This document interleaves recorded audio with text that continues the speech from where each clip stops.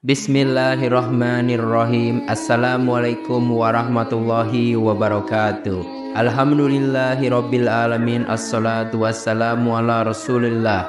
Segala puji kehadirat Allah Subhanahu wa taala, Tuhan semesta alam serta pencipta langit dan bumi. Dan juga sholawat untuk Nabi besar Muhammad sallallahu alaihi wasallam sebagai bentuk cinta dan penghormatan kita kepada beliau. Pada video kali ini, kita akan lanjutkan untuk merangkumkan atau membahas buku dari Sirah Nabawiyah. Nah, kali ini kita masih ada di bab ketiga, karena ini memang cukup panjang penjelasannya.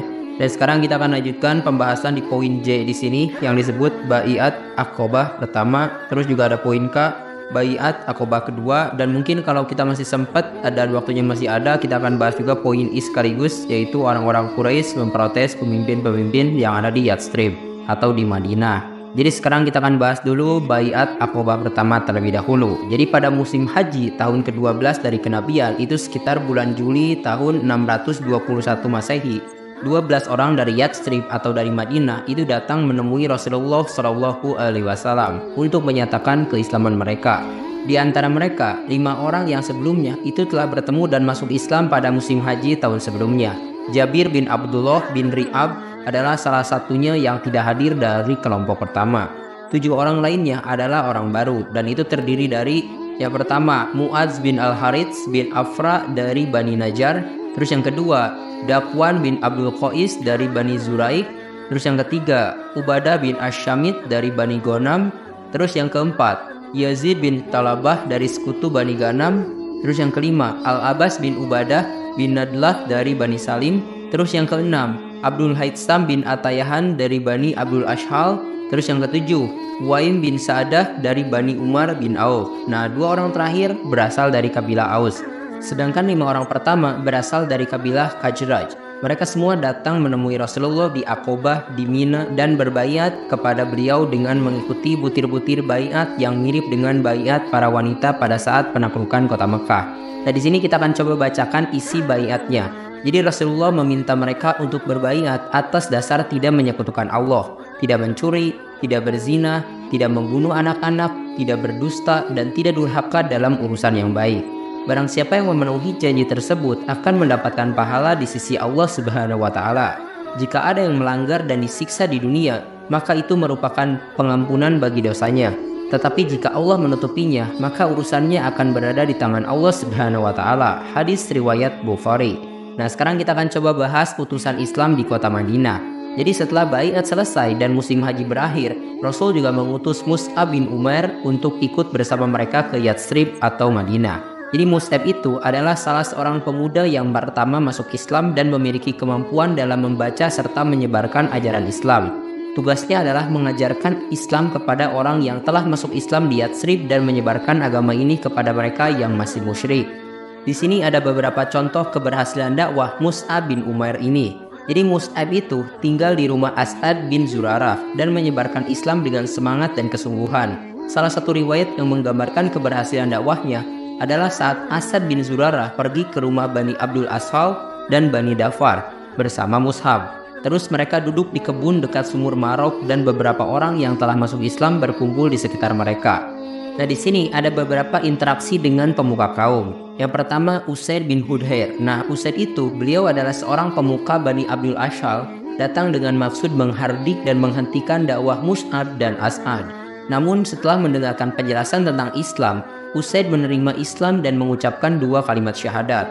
Usaid kemudian mengajak Sa'ad bin Mu'adz atau pemuka lainnya untuk menemui Mus'ab. Nah, Sa'ad bin Mu'adz yang awalnya marah dan menentang, akhirnya duduk mendengarkan dakwah Mus'ab. Setelah mendengarkan penjelasan dan bacaan ayat-ayat Al-Quran, Sa'ad juga masuk Islam. Ia kemudian mengajak kaumnya untuk mengikuti Islam, sehingga seluruh kaumnya memeluk agama Islam. Nah, keberhasilan dakwah Mus'ab bin Umair itu di Yathrib sangat signifikan. Tak satu perkampungan pun dari perkampungan Ansor yang tidak ada laki-laki atau wanita yang masuk Islam, kecuali perkampungan Bani Umayyah bin Zaid. Sebelum tiba musim haji tahun ke-13 dari kenabian, Mus'ab bin Umair kembali ke Mekah untuk melaporkan keberhasilannya dan kondisi penduduk Yathrib yang sudah siap memberikan perlindungan kepada kaum muslimin. Oke, sekarang di sini kita akan masuk ke pembahasan baiat akobah kedua. Cuman di sini di dalam buku memang izinnya terlalu panjang, jadi kita akan rangkumkan untuk menemukan hal-hal yang penting-pentingnya saja. Pertama kita akan bahas latar belakang dan persiapannya dulu. Jadi pada musim haji tahun ke-13 dari kenabian, bertepatan dengan bulan Juni tahun 622 Masehi, sekitar 70 orang muslim dari Yathrib atau Madinah itu datang ke Mekah untuk menunaikan haji. Mereka bergabung dengan rombongan orang-orang musyrik. Selama perjalanan, mereka bertanya-tanya, sampai kapan mereka akan membiarkan Rasul mengelilingi gunung-gunung Mekah, diusir, dikucilkan, dan terus dilanda ketakutan di sana. Sesampainya di Mekah, mereka berhubungan secara sembunyi-sembunyi dengan Rasul, hingga tercapainya kesepakatan untuk bertemu di Bukit Aqobah pada pertengahan hari Tasyrik, saat melemparkan jumroh pertama setelah dari Mina. Nah, pertemuan ini sangat dirahasiakan dan dilaksanakan di bawah gelapnya malam. Sekarang kita akan masuk ke pembahasan penuturan Ka'ab bin Malik al-Ansori. Jadi beliau itu adalah seorang pemuka kaum Ansor.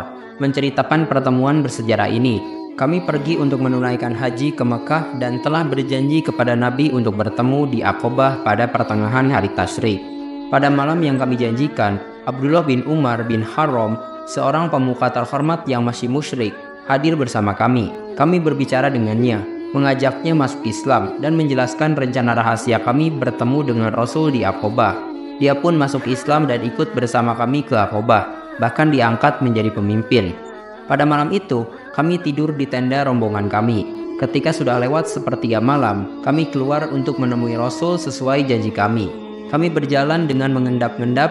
Akhirnya, ketika semua berkumpul di Bukit Aqobah, jumlah kami saat itu 73 orang laki-laki dan 2 perempuan, yaitu Nusyaibah binti Ka'ab ibunda Umarah dari Bani Mazin bin Nazar dan Asma binti Umar atau Mani dari Bani Salamah. Kami menunggu kedatangan Rasulullah.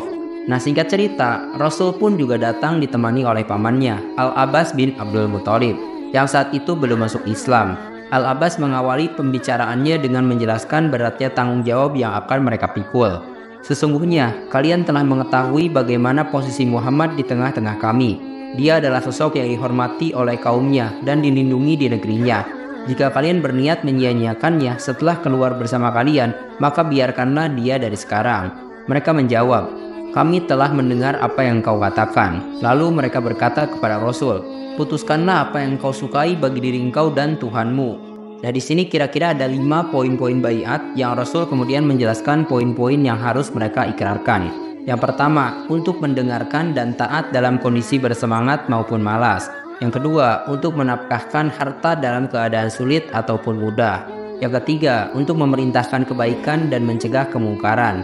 Yang keempat, untuk membela Allah dan tidak merisaukan celaan orang yang suka mencela. Yang kelima, untuk menolong Rasul jika beliau datang kepada mereka dan melindungi beliau seperti melindungi diri, istri, dan anak-anaknya. Nah, Ibnu Ishaq juga meriwayatkan bahwa saat mereka telah berkumpul untuk melaksanakan baiat, Al-Abbas bin Ubadah itu bertanya, apakah kalian benar-benar mengetahui atas apa kalian berbaiat kepada orang ini atau Muhammad? Mereka menjawab, ya, kami tahu. Abbas mempertegas bahwa mereka harus siap untuk menghadapi semua orang baik berkulit putih maupun kulit hitam. Jika mereka bersedia, mereka akan memperoleh kebaikan dunia dan akhirat. Jadi setelah poin-poin baiat diikrarkan, mereka berjabat tangan satu persatu. Rasul menjanjikan surga kepada mereka. 2 perempuan yang hadir menyatakan baiatnya hanya dengan ucapan, karena Rasulullah tidak pernah bersentuhan tangan dengan yang bukan mahram. Nah, setelah baiat selesai, Rasul meminta agar menunjuk 12 orang pemimpin dari mereka yang bertanggung jawab atas terlaksananya poin-poin baiat tadi. 9 dari kaum Khazraj dan 3 dari kaum Aus ditunjuk. Pemimpin ini harus bertanggung jawab atas kaum yang mereka pimpin, sebagaimana kaum Hawariyun bertanggung jawab atas Nabi Isa alaihissalam. Nah, setelah proses baiat selesai, mereka khawatir peristiwa ini dipergoki oleh kafir Quraisy. Kekhawatiran mereka terbukti saat seorang kafir Quraisy mendeteksi peristiwa tersebut. Namun untungnya, baiat telah selesai. Mereka bersiap untuk menggempur Quraisy. Namun Rasulullah menenangkan mereka dan meminta mereka kembali ke tenda masing-masing. Baiat Aqobah kedua ini menandai komitmen kaum Ansor untuk melindungi dan mendukung Rasulullah serta perjuangan Islam, membawa umat muslim menuju pembentukan masyarakat Islam di Yathrib yang kelak dikenal sebagai Madinah. Nah, sekarang kita akan coba bahas sedikit untuk poin L-nya. Di sini membahas tentang orang-orang Quraisy memprotes pemimpin-pemimpin yang ada di Yathrib.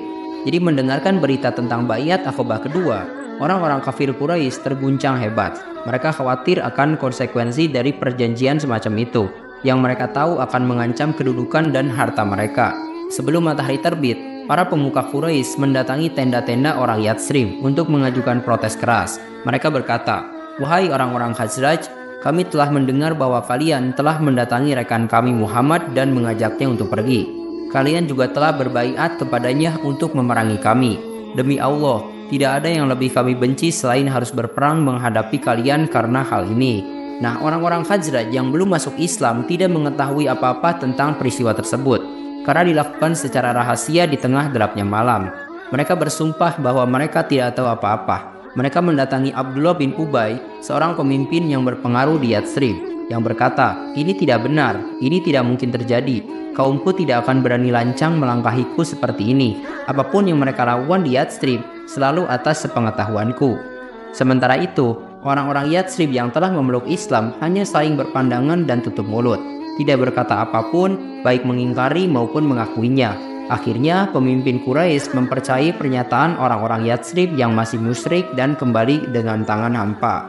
Nah, meskipun begitu, orang-orang kafir Quraisy masih ragu dan terus menyelidiki kebenaran baiat tersebut. Mereka baru yakin bahwa baiat itu telah dilaksanakan setelah para jemaah haji berangsur-angsur pulang. Mereka kemudian memacu kuda untuk menangkap orang-orang Yathrib yang telah memeluk Islam. Mereka berhasil menangkap Sa'ad bin Ubadah dan Mundir bin Umar. Karena Mundir itu lemah, dia dilepaskan, namun Sa'ad ditahan. Nah, tangannya dibelenggu ke lehernya dengan tali, dipukuli dan dijambak rambutnya sampai kembali ke Mekah. Akhirnya, Mut'im bin Adi datang dan membebaskannya karena mereka berhutang budi kepada Sa'ad. Nah, orang-orang Ansor itu membicarakan hilangnya Sa'ad dan berniat untuk menjemputnya. Namun sebelum mereka bertindak, Sa'ad muncul di hadapan mereka sehingga mereka semua dapat kembali ke Madinah dengan selamat. Nah, sebelum penutupan, kita akan membahas sedikit makna Baiat Aqobah kedua ini. Jadi ini dikenal sebagai Baiat Aqobah Kubro. Peristiwa ini berlangsung mulus dengan penuh rasa cinta, loyalitas, dan saling tolong-menolong di antara sesama mukmin. Hati mereka disertai kepercayaan, keberanian, dan keteguhan dalam meniti jalan perjuangan. Penduduk Yathrib yang sudah beriman merasa kasihan kepada saudara seiman mereka di Mekah dan merasakan kebencian serta kemarahan terhadap penduduk Mekah yang zalim. Meskipun mereka berjauhan, rasa cinta dan kasih yang tertanam kuat dalam hati mereka. Seiring waktu, kecintaan terhadap sesama saudara seiman semakin tumbuh. Hal ini bersumber dari keimanan kepada Allah dan Rasul-Nya serta kitab-kitabnya. Keimanan semacam ini tidak akan runtuh meskipun harus menghadapi kekuatan orang-orang yang zalim dan memusuhinya. Dengan keimanan inilah kaum muslimin telah menorehkan tinta emas dalam lembaran sejarah, meninggalkan jejak yang abadi dan tidak ada tandingannya sepanjang perjalanan kehidupan manusia. Terima kasih telah menyimak. Silahkan kirim dukungan kalian dengan klik tombol like, subscribe channel ini, dan bagikan juga ke teman-teman kalian. Semoga dengan membagikan itu kalian bisa mendapatkan pahala jariah dari video ini. Mohon maaf bila ada kesalahan. Wabillahi taufik wal hidayah. Wassalamualaikum warahmatullahi wabarakatuh.